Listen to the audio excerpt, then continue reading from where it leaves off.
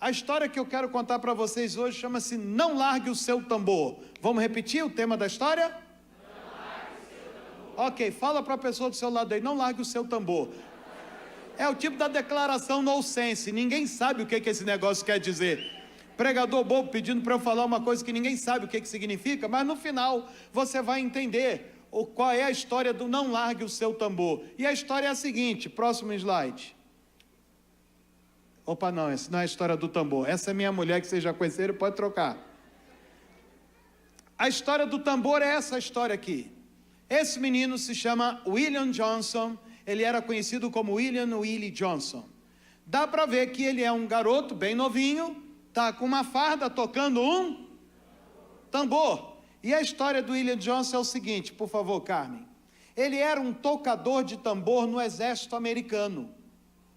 Nessa época do William Johnson, menores de idade eram alistados para determinadas funções no exército americano. Não existia naquela época WhatsApp, não existia comunicação a rádio, não existia nenhuma comunicação eletrônica. Então, nas Forças Armadas, as comunicações eram todas por percussão ou instrumento de sopro. Nos navios, os apitos.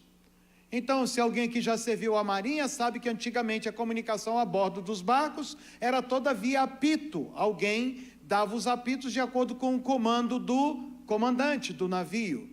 Ainda hoje a Marinha preserva essa cultura. Existem alguns profissionais da Marinha que aprendem esses apitos apenas para usar em cerimônias históricas e nos barcos históricos. Também se usava a corneta, né? E muitos de nós conhecemos um toque muito legal de corneta do exército. Qual é? Em filme. Só velho sabe disso.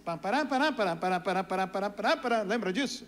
Tinha nos filmes antigos. Quer dizer, vocês já viram isso nos filmes antigos lá no canal TCM, que passa os filmes antigos, né? Era o comando de avançar rapidamente.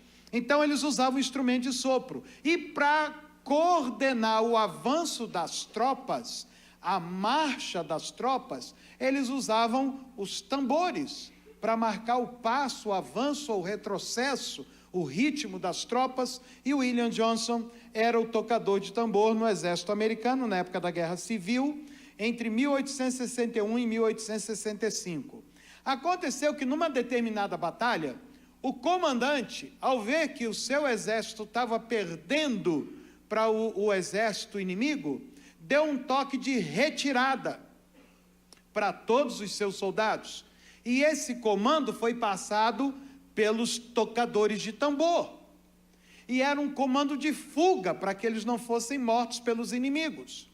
E tão logo os tambores deram o comando de fuga, todo mundo saiu correndo. E aí é que entra um lance muito legal. Os caras que portavam armas de fogo, eles largaram as suas armas de fogo e saíram correndo. Os outros tocadores de tambor, diante da urgência do comando, também largaram os seus tambores e voltaram correndo para o quartel. William Johnson não fez isso. William Johnson era o tocador de tambor e ele manteve o seu tambor sob a sua guarda. Foi o único tocador de tambor daquela tropa que retornou do campo de batalha com seu instrumento.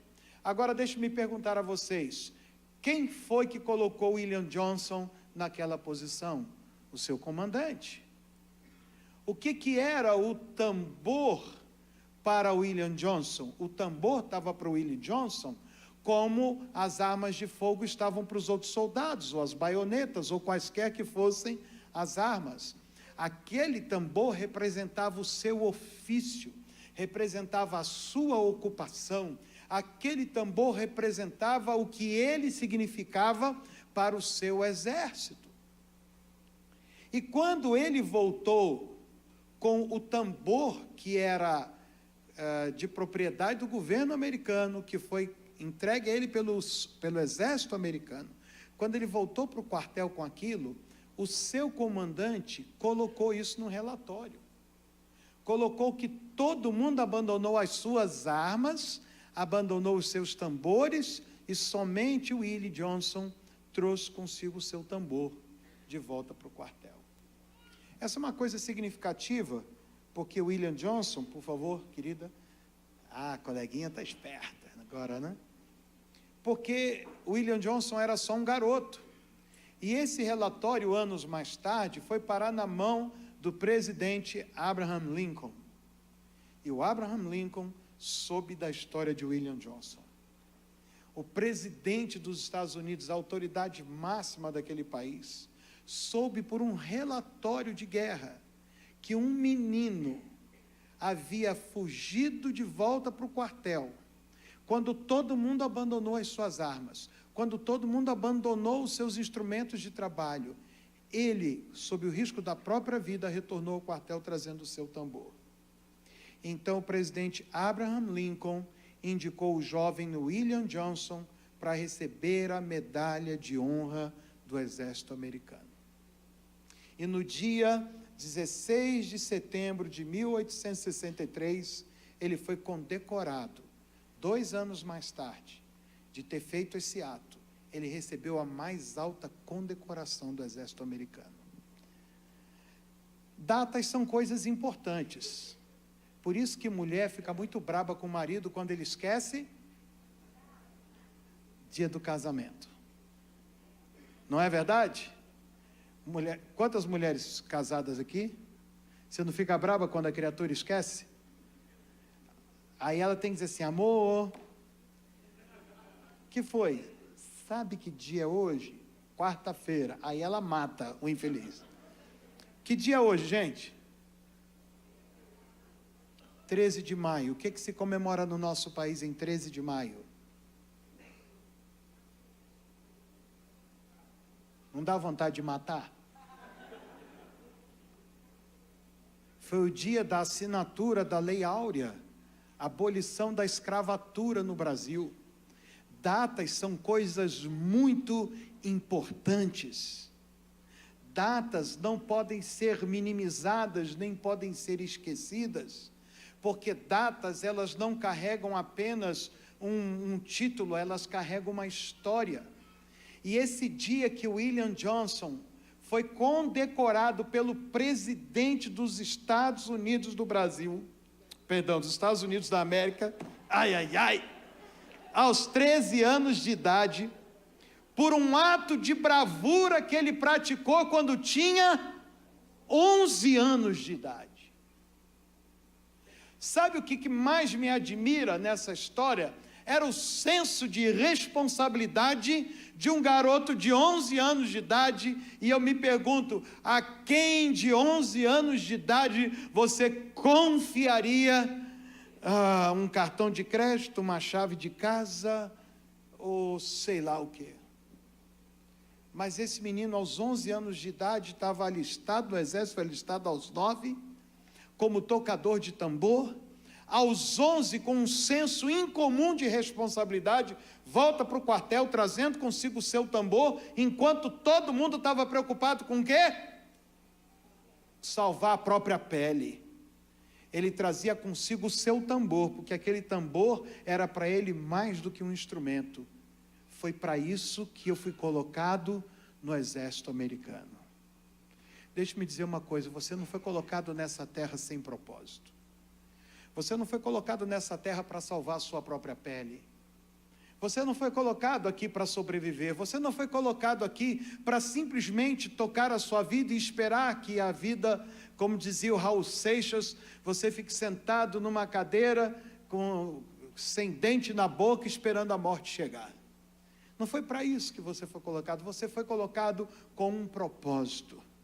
E se você foi colocado com um propósito, Deus tem um ofício, algo para colocar na sua mão, que Ele vai te dar autoridade, Ele vai te dar habilidade, e Ele quer que você seja responsável com aquilo que Ele colocar na sua mão, porque no tempo de William Johnson, armas foram distribuídas, tambores foram distribuídos, esses homens receberam poder e autoridade, mas quando a coisa apertou, cada um quis saber da sua própria pele, e abandonou a sua posição.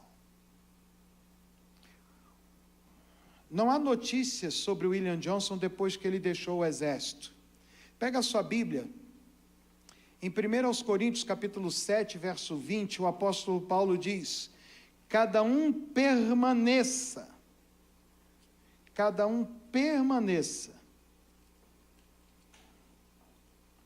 na condição em que foi chamado por Deus. Cada um permaneça na vocação que recebeu de Deus.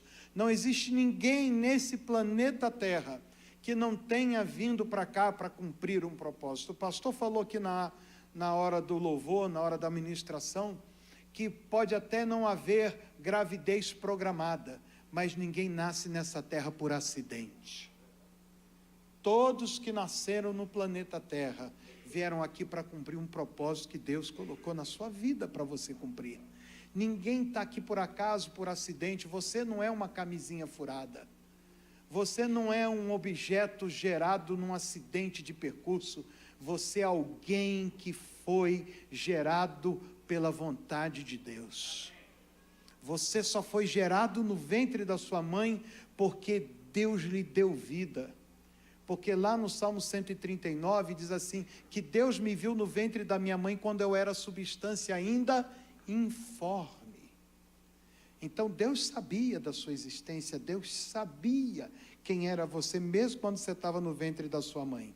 Se você pular mais umas pagininhas para capítulo 12, verso 22, o que é um tocador de tambor? Está aqui no capítulo 12, verso 22 de Coríntios, de primeira carta de Paulo aos Coríntios, que diz assim: ao contrário, os membros do corpo que parecem mais fracos são essenciais. Aqui comigo, deixa eu perguntar uma coisa para você. Qual é o teu nome, amigão? Normalmente é quem pergunta, é isso mesmo, vai lá. Cauã, se você tivesse uma batalha para enfrentar, quem você levaria? Um franco atirador, um bom atirador ou um tocador de tambor? Você levaria um atirador. Se você soubesse que o teu amigo atirador, na hora que o bicho pegasse, ele fosse correr, você ensinaria o tocador de tambor a atirar. De onde se conclui que um tocador de tambor fiel é mais confiável do que um bom atirador. Por isso que Paulo está dizendo que às vezes a gente pega algumas pessoas e acha que elas têm uma posição menos honrosa do que outros que aparecem. Não existe nenhum filme de Hollywood sobre um tocador de tambor, mas tem o sniper americano. Porque a gente dá valor ao sniper, a gente não dá valor ao tocador de tambor. Mas os caras bons de tiro, o que eles fizeram com as espingardas? Largaram para trás. Você, meu querido, minha querida, você pode não ser um sniper.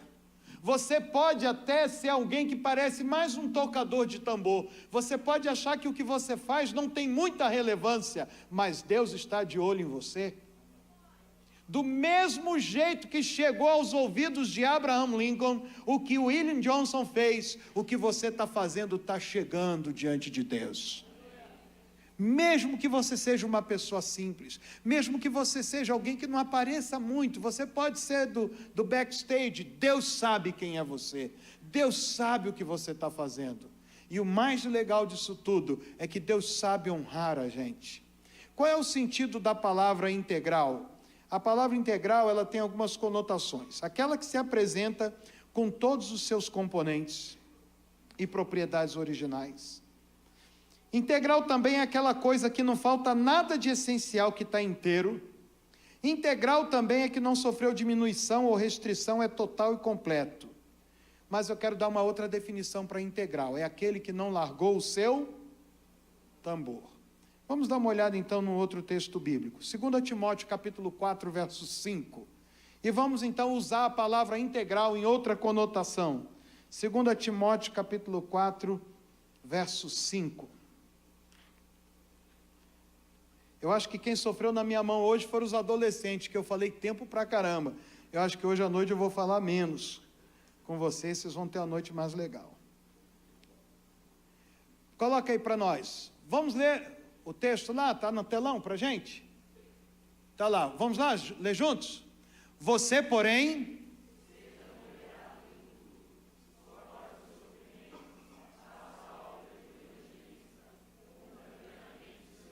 Tem uma outra tradução que diz assim, cumpra integralmente o teu ministério. Paulo está escrevendo para o filho dele na fé, Timóteo, e está dizendo para ele o seguinte: olha, você tem que ser equilibrado em todas as coisas.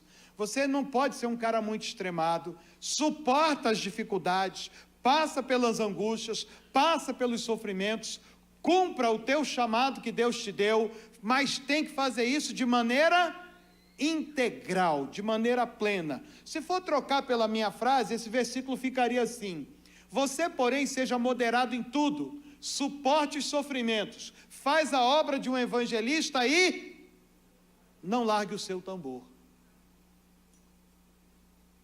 Então, acho que agora a gente já pode falar para quem está do lado, entendendo qual é a frase, né? Vamos lá? Não largue o seu tambor. Você sabe por quê, irmão? O inimigo vem contra mim e contra você, vem ou não vem? Às vezes a gente passa pressão, luta na vida, avanço do inimigo contra a gente. Qual é a tentação? Largar o tambor. Quer saber? Não estou aqui. Gente, eu estou em igreja desde que eu tinha 15 para 16 anos. Eu me converti adolescente num retiro de carnaval. Hoje eu estava contando na mesa do almoço que quando eu me converti, eu fui chamado para ir num retiro de carnaval da igreja que a Norma era membro. E lá sempre tinha muita garota bonita. Aliás, igreja é um lugar que tem mulher bonita, fala a verdade, né? O lugar abençoado é a casa de Deus, né? Homem mais ou menos, tem uns caras bacanas, né? Tem uns caras bacanas. Aí, quando me convidaram para ir para o retiro de carnaval, eu não era crente, eu fumava, eu bebia. Eu falei assim: eu vou levar um maço de cigarro na mochila, vou levar um dinheiro para tomar uma cerveja, e se alguma garota der bobeira, ainda dou uns beijos na boca. Aí eu fui para o retiro, gente. Eu aceitei Jesus na primeira noite. Sabe o que aconteceu? Eu não fumei um cigarro. Eu não tomei uma cerveja. O que é pior? Beijei ninguém, filho. Beijei ninguém. Mas também eu tive a experiência que mudou minha vida para sempre. Mudou minha vida para sempre. E nesses quase 40 anos que eu estou em igreja, eu já passei tanto problema, tanta dificuldade, tanta luta, tanta decepção, tanta perseguição. Qual é a vontade que me dava? Largar o tambor. Fala a verdade, tem hora que não dá vontade de largar o tambor? Tem hora que você acha, que besteira, eu não venho para a igreja para isso não, pai. Eu venho à igreja para adorar a Deus, ficam me perturbando, pai. Eu quero servir a Deus, as pessoas ficam com essas besteiras, disputando coisinha. Eu vou largar tudo para trás, estou para isso não. Fecha o olho para você não ver. E levanta a mão quem já teve vontade de largar o tambor. Isso. Fecha o olho para você não ver quem levantou a mão. Isso pega quase todo mundo. Você sabe por quê, querido? Porque nós estamos numa batalha, nós estamos numa guerra. Por isso que João escreve assim: jovens, eu vos escrevi porque sois fortes e porque tendes vencido o maligno. Em outras palavras, vocês são fortes e vocês não largaram o seu tambor. Outros estão largando o tambor, outros estão pensando na sua própria vida, mas Paulo escreve a Timóteo e diz: cumpre o teu ministério, não larga o seu tambor, mantenha a sua integridade, cumpra na íntegra o teu chamado, porque lá no final, querido, o que a história vai contar de mim e de você?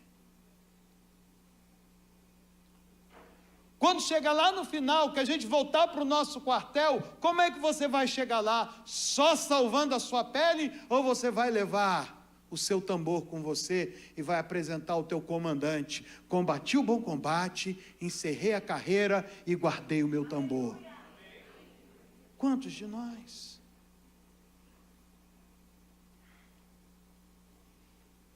Passa aí a foto, queridona. Onde é que está a foto do Willie Johnson? Aquela foto que eu mostrei. Está aqui, gente. Olha, está vendo essa mulher aqui, ó? Essa mulher aqui? Está vendo aqui, Jogos dos Clubes? É a Norma. Nós fomos visitar um porta-aviões chamado Yorktown. Ele fica na cidade de Charleston, na Carolina do Sul. Era um dos programas do nosso congresso de educação de filhos, com as pessoas que não quiserem ir comigo. Não viram o Willie Johnson. Lá nesse porta-aviões, que hoje ele é um museu, quando você entra, é muito legal. Quando você entra, sabe qual é a primeira sala que você visita? É a sala das medalhas. Lá estão as condecorações do Exército, da Marinha e da Aeronáutica. E eles lá contam quem é que ganha as mais altas condecorações. E na entrada da sala, qual é a primeira pessoa que está na entrada da sala? É aquela foto do William Johnson. Nós fomos lá com cerca de 300 crianças. Os garotinhos americanos de 10 anos, eles chegavam assim, está aqui a coisa do William Johnson, uma réplica do tambor dele, assim, numa coisa de vidro, a foto, e aqui contando a história, os olhinhos dos guri americanos, assim, ó, brilhando. Eles estão lendo aquilo, o que está passando na cabeça deles? O que vocês acham que está passando na cabeça deles? Pode falar alto, mas o que pode acontecer está errado.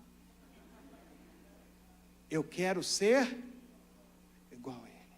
Você sabe por quê, meu irmão? Qual é o teu nome, queridão? Michael. Porque quem não larga o tambor vira inspiração para os outros. As pessoas que largam um tambor e querem salvar a sua própria pele, elas não viram inspiração. Elas não serão lembradas. Elas não serão condecoradas. Elas não serão uma história a ser contada como de um herói da fé. Quando eu cheguei aqui nesse navio com a dona Norma, eu parei, que eu vi a foto do William Johnson, eu pensei, esse é o cara. Com 9 anos esse cara virou herói. Com 11 anos ele recebeu a maior condecoração que um soldado americano pode receber. E lá na cidade de Santa Clarita, na Califórnia, bem perto de Ventura, numa praça tem uma estátua de William Johnson, com 11 anos de idade. No Brasil, eu só conheci uma estátua de garoto. Sabe qual era? O manequinho que tinha lá no Rio de Janeiro, que era um garotinho fazendo xixi. Lá em Botafogo não era o manequinho? Era uma estátua que tinha lá. Você sabe por quê? O nosso país está carente de herói. Se eu perguntar aqui, qual é o último grande herói que o Brasil conhece? Quem? Ayrton Senna, é isso mesmo. Para os corintianos é o Guerreiro, né? Nunca mais vai ser esquecido Paulo Guerreiro. Tirou os corintianos da fila de ser campeão mundial. Agora está lá no Flamengo, miserável, ganhou o título em cima do meu Fluminense. Nós não temos histórias de herói. Lá no Rio de Janeiro, no aterro do Flamengo, tem um monumento aos pracinhas, aos mortos da Segunda Guerra Mundial. É um dos lugares menos visitados do Rio de Janeiro. Todo mundo se entulha para ir no Cristo Redentor. As pessoas saem no tapa para entrar no Pão de Açúcar. O Museu do Amanhã tem fila, mas nós não cultivamos heróis no nosso país. Nós não cultivamos os heróis da nossa história e não cultivamos os heróis da fé. Nós não temos um costume, uma prática de honrar as pessoas que lutam, que perseveram, que combatem o bom combate, encerram a carreira e não largam o tambor. Honra. Nós não temos o hábito de admirar as pessoas e fazê-las como uma referência para aqueles que estão começando a caminhada. Nós temos que aprender a virar inspiração para as pessoas, como William Johnson é uma inspiração para todo mundo, e foi naquele dia que eu visitei esse porta-aviões. Em Vermont, existe uma placa, uma foto do William Johnson, e que nessa placa, em frente à estátua, em frente à foto dele, está escrito assim: o tocador de tambor do presidente Lincoln. Não é uma honra tremenda? Eu vou contar uma história pessoal para vocês. Eu vou completar, no final do ano que vem, 30 anos que eu sou pastor. 30 anos que eu sou pastor. Nesses 30 anos de ministério, eu já pensei em largar o tambor, gente. uma renca de vezes. Eu tenho muitas alegrias do ministério, mas já tive algumas tristezas que me marcaram profundamente. Mas uma delas, logo no início do ministério, foi tão forte que eu escrevi uma carta. Eu escrevi uma carta para o meu pastor, dizendo para ele que eu estava renunciando ao ministério, que eu não queria mais ser pastor. Eu era servidor público federal e eu dizia, eu quero ser um bom pai, um bom marido, um bom trabalhador e um bom crente. Já não é uma boa coisa isso, gente? Pô, já é difícil pra caramba ser bom marido, bom pai, um bom funcionário e um bom crente. Já é coisa pra caramba. Mas isso é pra gente comum. Isso é gente comum, até o ímpio consegue ser isso. Ele consegue frequentar uma igreja, ele consegue ser um bom pai, um bom marido, um bom trabalhador, um bom cidadão. Isso é coisa de gente comum. Aí eu escrevi a carta dizendo para o meu pastor que eu queria ser uma pessoa comum, sentar no banco da igreja. Falei, eu quero ajudar alguém, eu não quero mais compromisso. E escrevi a carta, eu saí lá de Vitória, peguei o ônibus, fui para o Rio de Janeiro. E antes de ir lá na igreja entregar para o meu pastor, eu passei lá na igreja onde a gente se casou. E fui conversar com o pastor, que era o sujeito que pregou no dia que eu me converti.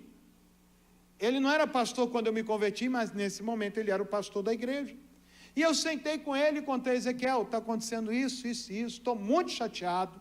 Quer saber de uma coisa? Eu não assumi pastorado para passar por isso. Eu não ganho para ser pastor. Aí quando a gente está aborrecido, a gente apresenta até a conta, não apresenta a conta? Estou aqui nessa igreja pagando para trabalhar. A gente apresenta a conta. Falei com ele, eu não ganho para ser pastor. Eu estou para ficar me aborrecendo, eu quero ser só um bom crente. E li a carta para ele.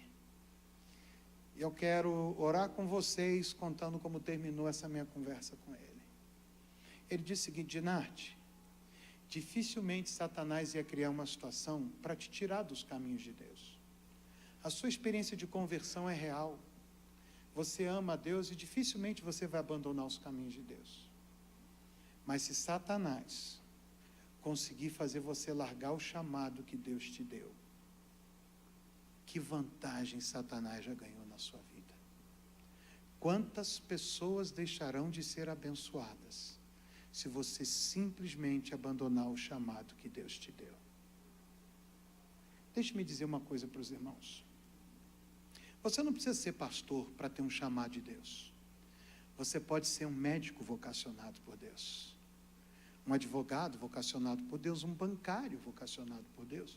Você pode ser um professor vocacionado por Deus, você pode ser qualquer atividade vocacionada por Deus.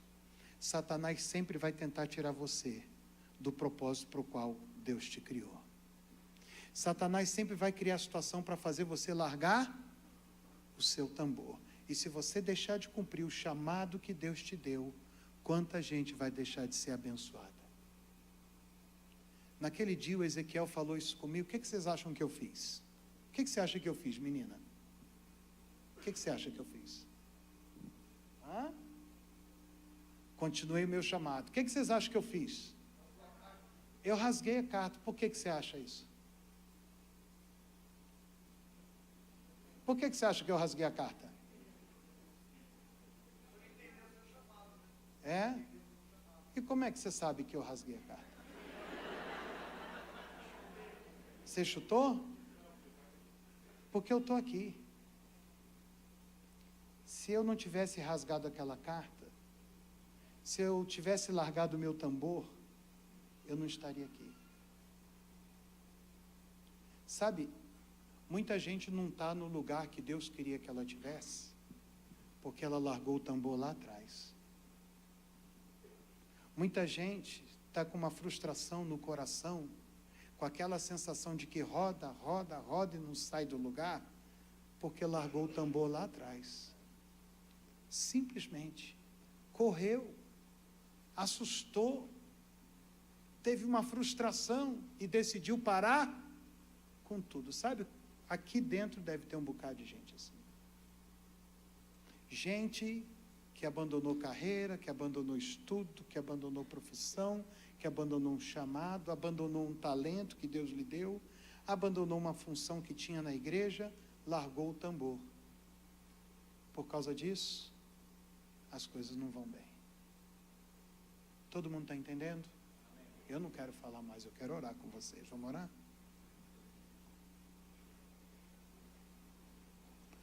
Eu sei que um dia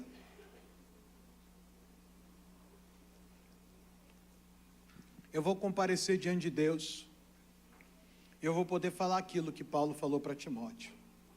Eu combati o bom combate, saí todo arrebentado, todo machucado, mas não larguei o meu. Querido, eu quero em nome de Jesus dizer que você faça o mesmo, sugerir que você faça o mesmo. Você pode estar passando por luta, dificuldade, provação, o inimigo está correndo atrás de você, você pode estar dando uma carreira para trás, mas não larga o seu tambor em nome de Jesus, não larga o chamado que Deus te deu, não larga o talento que você te deu. Isso custa caro, pastor. Isso custa caro para você, isso custa caro para a sociedade, isso custa caro para a sua família. Se você abandona a tua vocação, a tua carreira, tem alguma coisa que Deus queria estar fazendo nesse planeta que não está sendo feito porque você abandonou o teu chamado, porque você abandonou e largou o seu tambor. Você não está cumprindo o chamado de Deus na tua vida. E um dia eu vou chegar no céu dizendo: eu guardei o meu tambor. E sabe o que eu mais espero ouvir de Deus? Muito bom, servo bom, fiel. Você foi fiel em carregar o seu, agora entra no descanso, no gozo do teu Senhor. Um dia essas lutas vão acabar, viu, querido? Um dia eu e você vamos parar de sofrer as dores, as perseguições que a gente sofre aqui. Mas se a gente tentar salvar a nossa própria vida, Jesus falou: quem quiser salvar a sua vida, perdê-la. Mas quem perder a sua vida por amor de mim, salvá-la. Eu vou dizer para vocês, a minha vida é legal demais, pastor. Que vida cheia de significado. Que vida cheia de significado. A gente chega em casa, né, meu bem? Sabe aquela sensação, no inglês tem uma palavra muito legal, accomplishment. É uma sensação de que você está fazendo aquilo que você nasceu para fazer. Quando o pastor diz, o cara tem muita energia, sabe qual é essa energia? É a sensação de que eu estou tocando o meu tambor. Eu quero ser uma voz na minha geração que vai passar rápido. João Batista era uma voz no deserto, ele não era um eco no deserto, ele tinha voz própria. Eu quero ser uma voz no meu tempo. Deus quer que você seja uma voz, um tambor tocando nessa geração. Que você cumpra o teu chamado, que você cumpra o teu propósito. Filhos e filhas que aqui estão, não abandona. Você pode não ter feito como eu, escrito uma carta física, mas você pode ter escrito uma carta de renúncia no coração.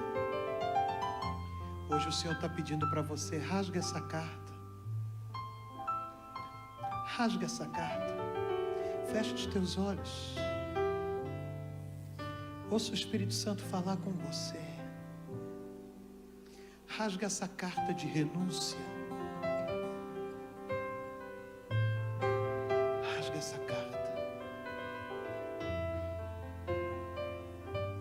Ouça o Espírito Santo falar com você. Eu tenho um propósito, um chamado para cumprir através de você.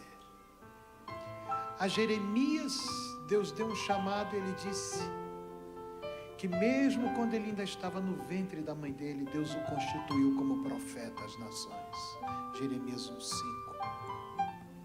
Deus te colocou nessa terra com um propósito. Você estava no ventre da tua mãe e Deus te constituiu para cumprir um propósito nessa terra. Você não é uma coisa, você é um tocador de tambor de Deus. Sai do seu lugar. Vem para frente dizendo: eu hoje rasgo a minha carta de renúncia. E hoje eu retomo o meu lugar que eu nunca deveria ter aberto mão dele. Eu retomo a minha vocação. Eu não estou falando de ministério só na igreja. Tem gente que parou os estudos, gente. Oh, meu Deus. Que tragédia. Tem gente que largou uma carreira profissional, Dadá. É um propósito de Deus, foi Ele que plantou no teu coração. Sai do seu lugar, querido, retoma o lugar que é teu. Venha com coragem, com coragem. Cada vez que alguém chega para mim e diz: pastor, muito obrigado, o Senhor foi uma bênção, a palavra que o Senhor deu, eu agradeço a Deus por ter rasgado aquela carta. Eu agradeço a Deus. Hoje é seu dia de rasgar suas cartas de renúncia e abrir mão dessa dor, dessa tristeza, dessa decepção, desse fracasso. O apóstolo Paulo diz: eu largo tudo para trás, abro mão de tudo, pelo prêmio da soberana vocação em Cristo Jesus. Nada pode ser comparado ao chamado e à vocação que Deus te deu, meu filho. Nada pode se comparar ao que Deus plantou no teu coração.